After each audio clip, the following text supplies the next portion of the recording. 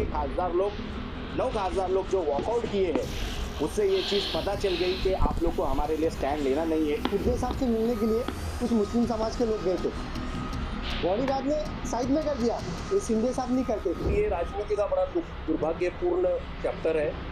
ये संजय राउत जैसे इतने सीनियर सांसद से इस तरह की भाषा का हम लोगों को बिल्कुल एक्सपेक्टेशन नहीं है। ऐसी भाषा उनको इस्तेमाल करना चाहिए कि उनका जो स्टेचर है उसके समांतर जाए। ये उसके स्टेचर के खिलाफ वाली भाषा है। अब रहा सवाल थाना और मुख्यमंत्री के करीबी है या मुख्यमंत्री के साथ फोटो है।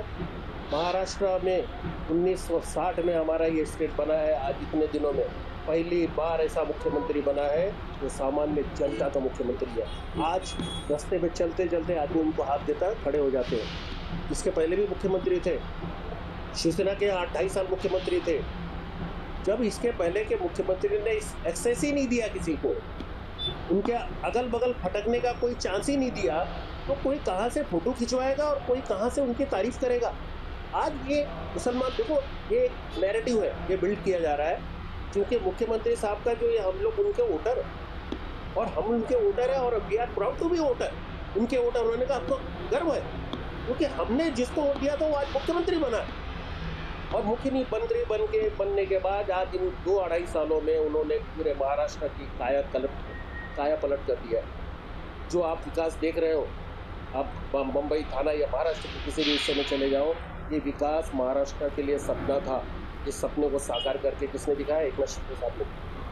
तो जब एकनाथ शिंदे साहब इतना बड़ा बड़ा काम करेंगे, मामूली कार्यकर्ताओं के घर चले जाएंगे, हमारे यहाँ छोटे से कार्यकर्ता के यहाँ मैयत हो जाती है, उसके मैयत में चले जाते हैं झोपड़पट्टियों में, तो हमारा भी, हम एक नागरिक के तौर पे, हम कोई पार्टी के कार्यकर्ता उनकी बोल के तारीफ नहीं कर रहे हैं, हम एक नागरिक के हिसाब से उनकी तारीफ कर रहे हैं कि जब एक नागरिक ये देखता है कि हमारा मुख्यमंत्री एक छोटे से कार्यकर्ता के घर में मैयत में आ रहा है, उनके अच्छे बुरे में आ रहा है, उनके बारसा में आ रहा है, उनके बर्थडे में आ रहा है, उनकी शादी में आ रहा है, उनके सुख दुख में आ रहा है, तो हमारा दिल भी भर आता है। और हमको ये नेचुरल है, ये प्रकृति का नियम है कि आप अगर किसी जानवर को भी आप प्यार करोगे तो वो भी आपके सामने तुम हिलाएगा।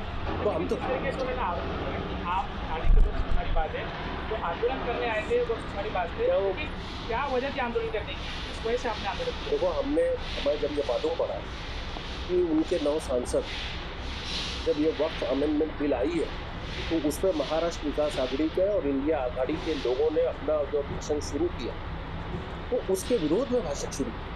ये भी इंडिया आघाड़ी के घटक थे। हमको ये उम्मीद थी एज अ मुसलमान, क्योंकि हमको ये पता है कि ये वक्त की जो बिल लाई गई है भाजपा द्वारा, ये बिल सिर्फ डाइल्यूट करने के लिए, लोगों का ध्यान हटाने के लिए लाया गया है इलेक्शन में। बाकी इनके पास कोई काम नहीं है, सत्ता में यही है, डबल इंजन सरकार, ये ट्रिपल इंजन सरकार, सब जगह यही है। खास करके भाजपा, आज इनके पास अगर कोई चेहरा है तो मुख्यमंत्री का चेहरा है। मैं भाजपा वालों से अनुरोध करूंगा कि मुख्यमंत्री के चेहरे को सामने रखकर अपना आगे का काम करो, वरना आपके 50 सीट के लाले पड़ जाएंगे। जब इन्होंने ऐसा ये चिढ़ाने का काम किया और हमने जब सुना कि हमारे उद्धव साहब ठाकरे के सांसद जो है वो गैर हाजिर हो गए, संसद छोड़ के चले गए, तो हमको ये लगा कि ये बातें उनके कानों तक पहुँचनी चाहिए। क्या ऐसा कारण था? उस दिन तो कुछ नहीं था, बिल सिलेक्ट कर ज्वाइंट सिलेक्ट कमेटी में जा रही थी, पहले तो नहीं मालूम था ना आपको। ये तो जब एनडीए आघाड़ी वालों ने इस पर ऑब्जेक्शन उठाया, नीतीश कुमार की पार्टी ने, माननीय रेड्डी, वो आंध्रा वाले, आंध्रा की पार्टी ने जब वो उनके ऊपर ऑब्जेक्शन लिया, तब उन्होंने ज्वाइंट सिलेक्ट कमेटी में भेजा। उसके पहले इन्होंने विरोध नहीं किया। इनके 9 सांसद जाके कैंटीन में बैठ के वहाँ पर आराम से खाना खा रहे हैं। तो हम आहत हुए कहीं ना कहीं। देखो, एज अ मुसलमान हम आहत हुए।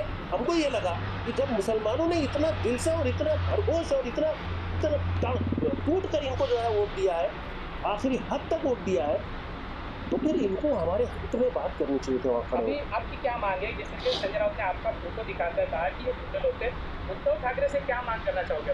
हम सम्मानीय उद्धव साहब से बोलना चाहेंगे कि आपके जो राज्यसभा में और जो विधान इधर लोकसभा में जो जितने भी सांसद हैं, ये अपनी पोजीशन क्लियर करें, भूमिका अपनी स्पष्ट करें।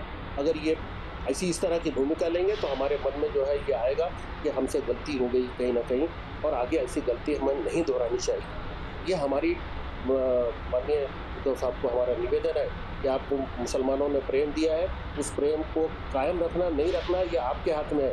और अगर इस तरह का कृत्य हुआ तो आगे आप ग्रांटेड नहीं लेना मुसलमानों का वोट। हमने वोट दिया है और वोट इसलिए दिया था कि हमको लगा था कि जो महाराष्ट्र में आपके साथ जो अन्याय हुआ है, नहीं भाई हमको उसका हक अदा करना पड़ेगा। लेकिन आपके खासदार लोग 9 खासदार लोग जो वॉकआउट किए हैं, उससे ये चीज़ पता चल गई कि आप लोग को हमारे लिए स्टैंड लेना नहीं है।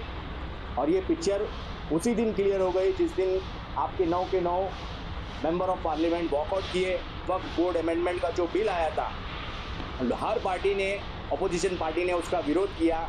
हमें भी उम्मीद थी कि आपके 9 के 9 सांसद विरोध करेंगे। और बड़ी अफसोसजनक बात यह है कि राउत साहब सुबह सुबह उठ करके न्यूज़ पे आके डिबेट की बात करते हैं।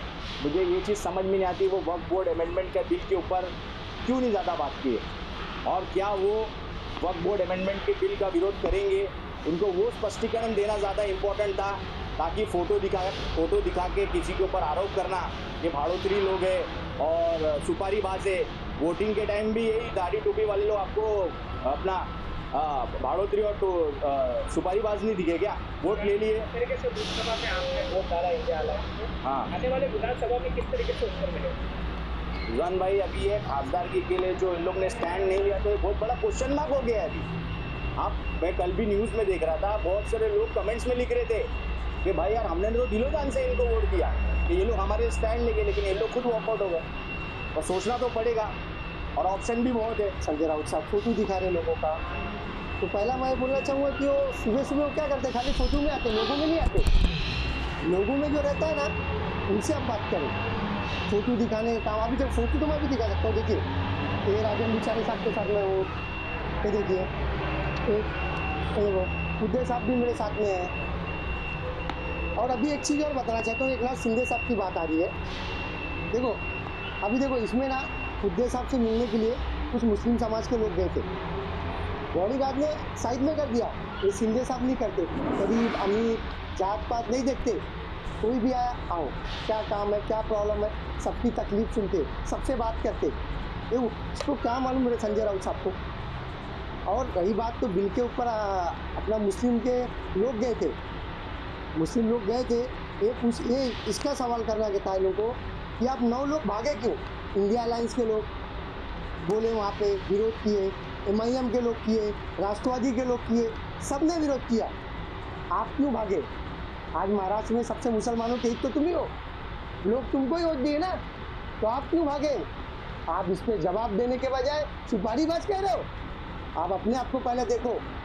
करने के लिए हाँ, हम लोग टोटल मुख्यमंत्री एकनाथ शिंदे साहब को वंश मोर लाना चाहते हैं, उदय साहब नहीं चाहिए।